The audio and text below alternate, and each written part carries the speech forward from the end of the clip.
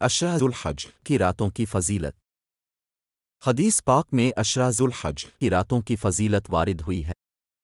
حضرت معاذ بن جبل فرماتے ہیں کہ رسول اللہ نے فرمایا کہ جس شخص نے 5 راتیں زندہ رکھیں اس کے لیے جنت واجب ہو گئی۔ 1 اٹھو ذی الحجہ کی رات، 2 9 ذی الحجہ کی رات، 3 عید الاضحیٰ کی رات، 4 عید الفطر کی رات، 5 15ویں شعبان کی رات۔ یعنی ان راتوں کو زندہ رکھنے والوں کے لیے جنت واجب ہو جاتی ہے۔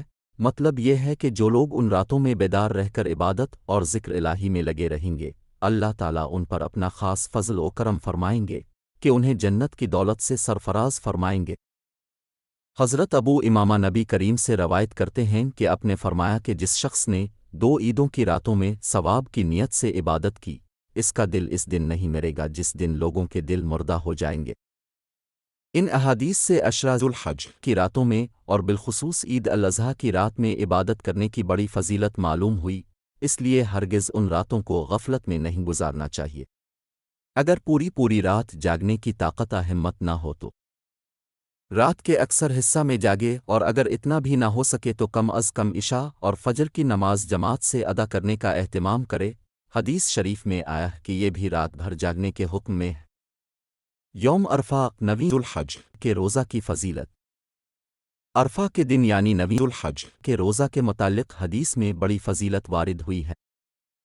حضور اکرم نے ارشاد فرمایا کہ عرفہ کے دن 9 ذی الحجہ کے روزہ کے متعلق مجھے اللہ تعالیٰ سے امید ہے کہ وہ 1 سال گزشتہ اور 1 سال آئندہ کے گناہوں کے لیے کفارہ ہو جائے گا، اور عاشورہ کے دن 10ویں محرم کے روزہ کے متعلق مجھے اللہ تعالیٰ سے امید ہے کہ وہ روزہ 1 سال گزشتہ کے گناہوں کے لیے کفارہ ہوگا۔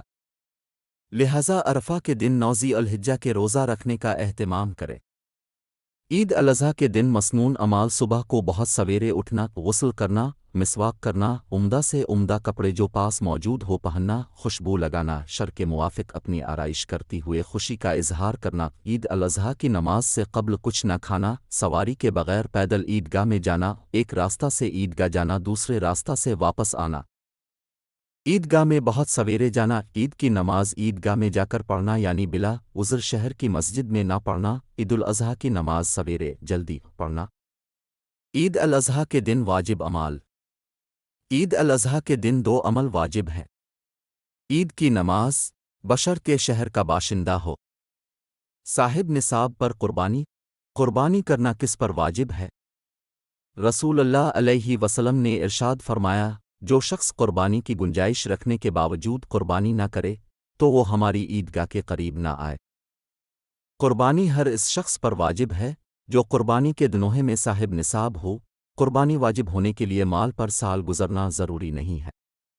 صاحب نصاب کا کیا مطلب؟ یعنی جس کے پاس 87 گرام 1480 ملی گرام سونا ہو، یا جس کے پاس 612 گرام 360 ملی گرام چاندی ہو، جس کے پاس کچھ سونا اور کچھ چاندی ہو اور وہ دونوں ملا کر چاندی کے نصاب کی قیمت تقریباً 45,320 کو پہنچ جائے، جس کے پاس کچھ سونا اور کچھ ذاتی رقم موجود ہو اور وہ دونوں ملا کر چاندی کے نصاب کی قیمت تقریباً 45,320 کو پہنچ جائے، جس کے پاس کچھ چاندی اور کچھ ذاتی رقم موجود ہو اور وہ دونوں ملا کر چاندی کے نصاب کی قیمت تقریباً 45,320 کو پہنچ جائے۔ اللہ ہمیں ان تمام باتوں پر عمل کی توفیق عطا فرمائے۔